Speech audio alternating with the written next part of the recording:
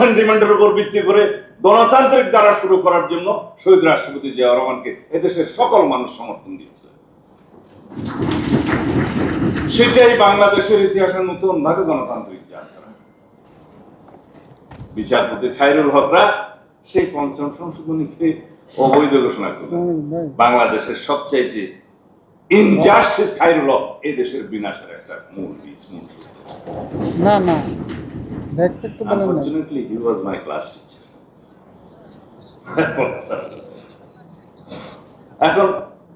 এখন বোধহয় জেলে আছে। ওইটাও তো সবসময় তারপরের ইতিহাস আপনারা জানেন।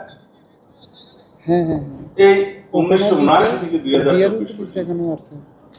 যতবারই গণতন্ত্র বিলুপ্ত হওয়ার পথে গিয়েছে, হুমকির পথে গিয়েছে, ততবারই দেশনেত্রী বেগম খালেদা জিয়া এবং পরবর্তীতে আমাদের নেতা জনাব তারেক রহমানের হাত ধরে গণতন্ত্রের মুক্তি হয়েছে।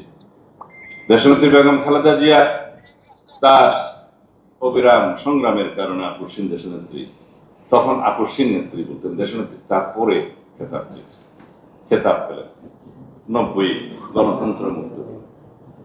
বহুদলীয় গণতন্ত্রের পথে আর একটা মাত্রা যুগ হলো, আমরা সংসদীয় গণতন্ত্রের পথে আসলাম, তাও দেশনেত্রী বেগম খালেদা জিয়ার সময়। তারপরে কেয়ারটেকার সরকার আসলাম, তাও তার।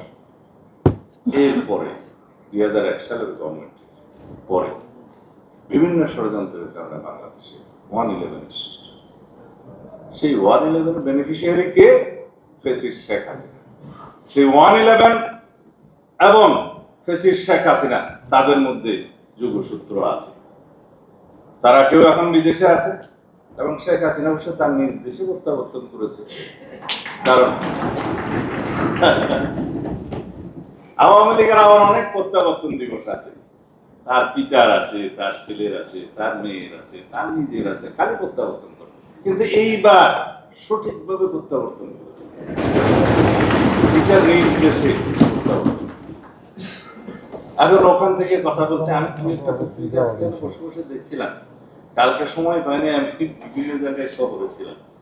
এখানে আমাকে আমার নেতা জনাব তারেক রহমানকে নিয়ে একটা ভারতীয় সাংবাদিক সুবীর ভৌমিক মনে হয় অনেক লম্বা লম্বা কথা বলেছে, যে ভারতে বসে সালাউদ্দিনের রাজনীতি করা নিয়ে প্রশ্ন সুবীর ভৌমিকের। আমাকে ইন্টারভিউ ছিল এই পত্রিকা, আমি সময় পাইনি রাখতে।